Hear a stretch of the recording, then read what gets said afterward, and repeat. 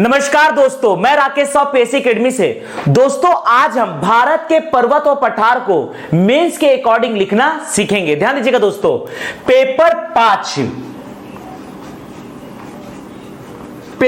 5 में 3 भाग है, भाग 1, भाग 2 और भाग 3। भाग 1 में है भारतीय अर्थव्यवस्था, भारतीय अर्थव्यवस्था व छत्तीसगढ़ की अर्थव्यवस्था, छत्तीसगढ़ की अर्थव्यवस्था। भाग 2 में है दोस्तों भारत का भूगोल, भारत का भूगोल, इंडियन ज्योग्राफी। और भाग 3 में है ज्योग्राफी और छत्तीसगढ़, छत्तीसगढ़ का भूगोल, छत्तीसगढ़ का भूगोल। यहां पर ध्यान दीजिएगा दोस्तों, भाग 1 और भाग 3 से आता है 2 नंबर, 4 नंबर, 8 नंबर और 15 नंबर का प्रश्न। 2 नंबर, 4 नंबर, 8 नंबर और 15 नंबर का प्रश्न। जबकि भाग 2 से आता है 2 नंबर, 4 नंबर, 8 नंबर और 10 नंबर का प्रश्न। तो हम डिस्कस कर रहे हैं भारत का भूगोल। भारत के भूगोल में हमें पढ़ना है भारत के पर्वत व पठार, भारत के पर्वत व पठार। ध्यान दीजिएगा दोस्तों, भारत के पर्वत व पठार, अर्थात हमें डिजाइनिंग देखना है 2, 4, 8 और 10 की। जैसा कि हम जानते हैं दोस्तों, 2 नंबर के प्रश्नों में सीधा आप फैक्ट दीजिए, कम से कम 2 फैक्ट। 4 नंबर के प्रश्नों में कम से कम 4 फैक्ट। इसके बाद 8 नंबर और हम बात करते हैं दोस्तों 10 नंबर। इन 2 प्रश्नों में आप मूल्यांकन भी दे सकते हैं। भारत के भूगोल हो या छत्तीसगढ़ का भूगोल हो, इसमें टोटल चाहिए दोस्तों फैक्ट ओरिएंटेड आंसर। अर्थात यहां पर आपको देना है दोस्तों फैक्ट, जो कि भूमिका के रूप में रहेगा, और उसके बाद देना है दोस्तों मूल्यांकन, सकारात्मक मूल्यांकन। अगर हम बात करते हैं 8 नंबर के प्रश्न में, तो इसमें लिखना रहता है हमें 100 शब्द, अर्थात 10 लाइन। तो यहां पर आप 1 से 2 लाइन आप मूल्यांकन कर सकते हैं, बाकी रहेगा दोस्तों आपका 8 लाइन भूमिका में। अगर हम बात करते हैं 10 नंबर के प्रश्न में, तो इसमें लिखना होता है हमें 125 शब्द, अर्थात 13 लाइन। इसमें है दोस्तों 13 लाइन। तो यहां पर दोस्तों आप 2 से 3 लाइन मूल्यांकन कर सकते हैं, बाकी लाइन आप भूमिका में दे दीजिए। तो इस प्रकार से हम डिजाइनिंग करना सीखेंगे भारत के भूगोल को। ध्यान दीजिएगा दोस्तों, तो भारत के भूगोल में हम फर्स्ट टॉपिक देख रहे हैं दोस्तों भारत के पर्वत व पठार। तो चलिए भारत के पर्वत और पठार में आंसर लेखन हम सीखते हैं, उत्तर लेखन सीखते हैं दोस्तों। जैसे मान लीजिए एक प्रश्न है, मेघालय का पठार, मेघालय का पठार को रेखांकित कीजिए, को रेखांकित कीजिए, या मेघालय के पठार पर संक्षिप्त टिप्पणी कीजिए, या मेघालय के पठार का वर्णन कीजिए। मेघालय का पठार को रेखांकित कीजिए। यह प्रश्न आया है दोस्तों 2 अंक का, अंक 2 शब्द सीमा, अंक 2 शब्द सीमा, शब्द सीमा यहां दिया है दोस्तों 30 शब्द का, अर्थात हमें दिया रहेगा दोस्तों इसमें 4 लाइन। ध्यान दीजिएगा दोस्तों, इसमें हमें दिया रहेगा 4 लाइन, इसमें हमें प्रोवाइड करेगा दोस्तों 4 लाइन। इस प्रकार से हमें 4 लाइन मिला हुआ है। ध्यान दीजिएगा दोस्तों, इस प्रकार से हमें 4 लाइन मिला हुआ है।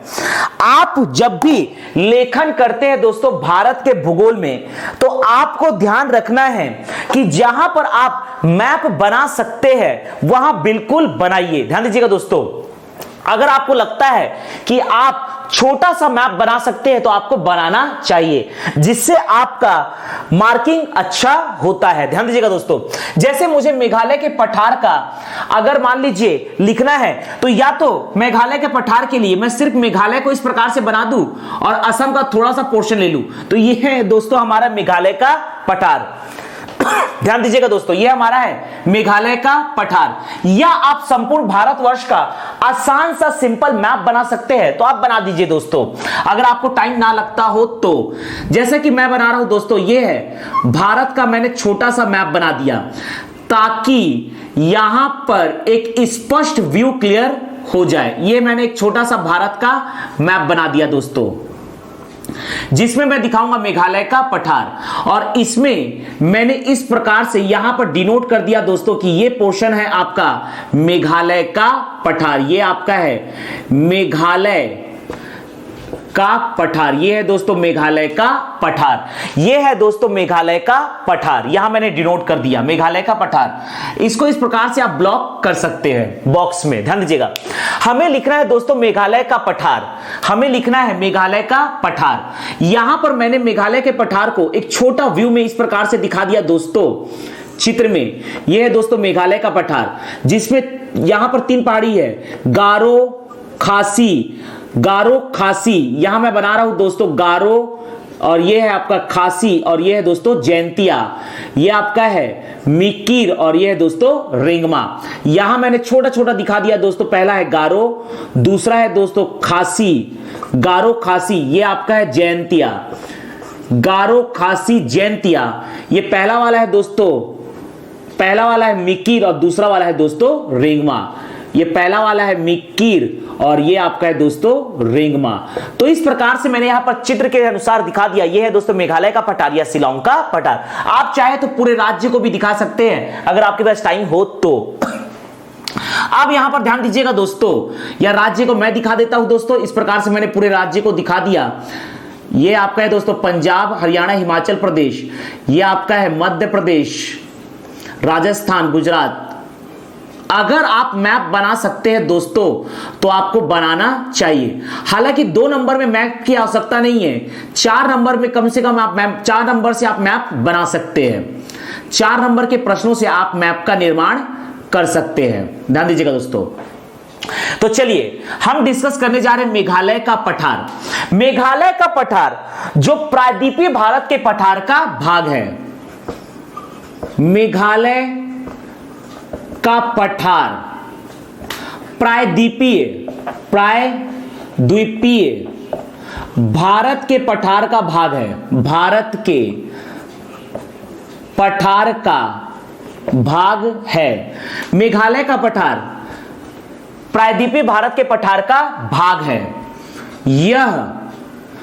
यह राजमहल पर्वत, यह राजमहल पर्वत जो कि कह सकते हैं दोस्तों छोटा नागपुर का पठार, छोटा नागपुर का पठार का पूर्वोत्तर भाग है, पूर्वोत्तर भाग है। इसकी 5 पहाड़ियां, इसकी 5 पहाड़ियां क्रमशः, इसकी 5 पहाड़ियां क्रमशः नंबर 1 है दोस्तों गारो खासी जैंतिया मिकिर रेंगमा। गारो, दूसरा है दोस्तों खासी, तीसरा है जैंतिया, गारो खासी जैंतिया, अगला है दोस्तों मिकिर और 5वां है दोस्तों रेंगमा। यहां पर आप फुल स्टॉप दे दीजिए। तो इस प्रकार से हमने 2 नंबर के लिए डिस्कस किया दोस्तों मेघालय का पठार को रेखांकित कीजिए। यदि यही प्रश्न आता है दोस्तों 4 नंबर, अर्थात हमें 60 शब्द या 6 लाइन लिखना है, तो देखिए हम किस प्रकार से डिजाइन करेंगे। यहां पर दोस्तों इस प्रकार से इसको आप 2 लाइन बढ़ा दीजिए। जैसा कि हम जानते हैं दोस्तों जब भी चित्र के लिए बॉक्स बनाते हैं, बॉक्स का जो नीचे का लाइन होगा दोस्तों, इसे हमेशा ये 2 लाइन के बीच रखें ताकि आप यहां जो भी लिखे उसके मात्राएं आसानी से यहां आ जाए। ध्यान दीजिएगा दोस्तों। तो अब हम दोस्तों मेघालय के पठार को रेखांकित कर रहे हैं 4 नंबर के लिए, अर्थात 60 शब्द के लिए। ध्यान दीजिएगा, इसमें 2 लाइन आप डेटा को और बढ़ा दीजिए जो भी आपको याद आता हो। ध्यान दीजिएगा दोस्तों। तो मैं यहां लिख रहा हूं मेघालय का पठार, मेघालय का पठार या शिलांग का पठार, शिलांग का पठार की सबसे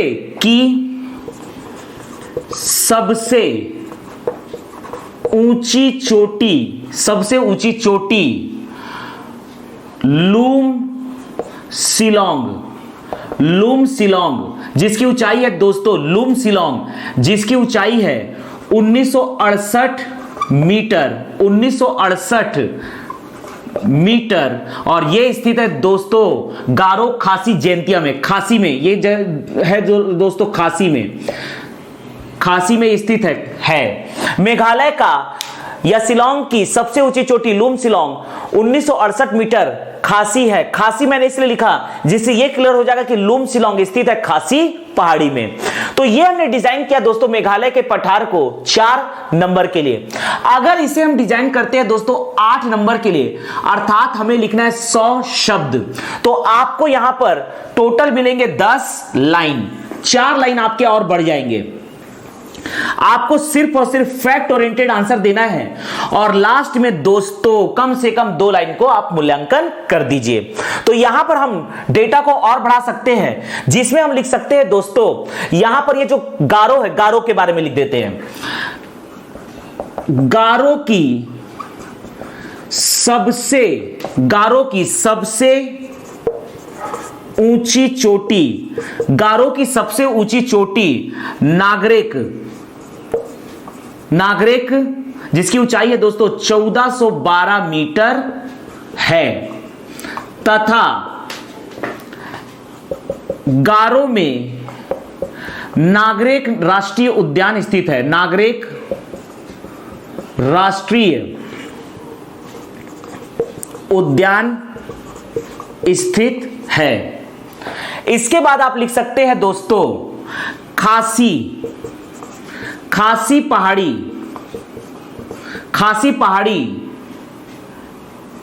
की सबसे ऊंची चोटी यही है दोस्तों लुम शिलांग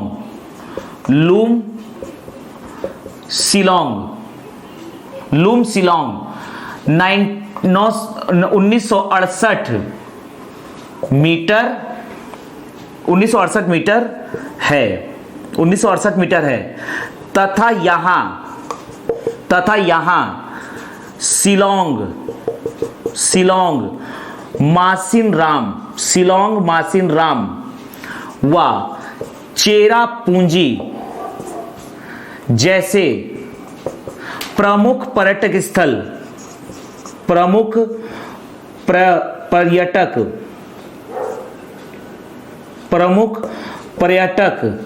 स्थल विद्यमान है। और एक लाइन आप मूल्यांकन कर सकते हैं दोस्तों, यहां पर एक लाइन कम से कम आप मूल्यांकन कर सकते हैं। आप लिख सकते हैं कि मेघालय का पठार भारत की प्राकृतिक सुंदरता का प्रतीक है। यह मतलब मेघालय का पठार यह भारत की प्राकृतिक सुंदरता का प्रतीक है। तो ये हमने डिजाइन किया दोस्तों 8 नंबर के लिए। मान लीजिए इसी को हम डिजाइन करते 10 नंबर के लिए, अर्थात लिखना हमको 125 शब्द, अर्थात हमारे पास कुल 13 लाइन हो गए। तो मूल्यांकन को हमेशा लास्ट में लिखते हैं दोस्तों, अर्थात आप सिर्फ फैक्ट अभी लिखिए और हमारे पास कुल 3 लाइन और बढ़ जाएंगे। हमारे पास कुल 3 लाइन इसमें और बढ़ जाएंगे दोस्तों, जिसमें से 1 या 2 लाइन हम मूल्यांकन कर सकते हैं। तो यहां पर आप और लिख सकते हैं दोस्तों, यहां पर यह स्थित है आपका गारो खासी जैंतिया की सबसे ऊंची चोटी, अगर आपको याद है तो वो लिख दीजिए, या यहां पर लिखिए कि गारो में या लिख सकते हैं हम लोग दोस्तों गारो खासी जैंतिया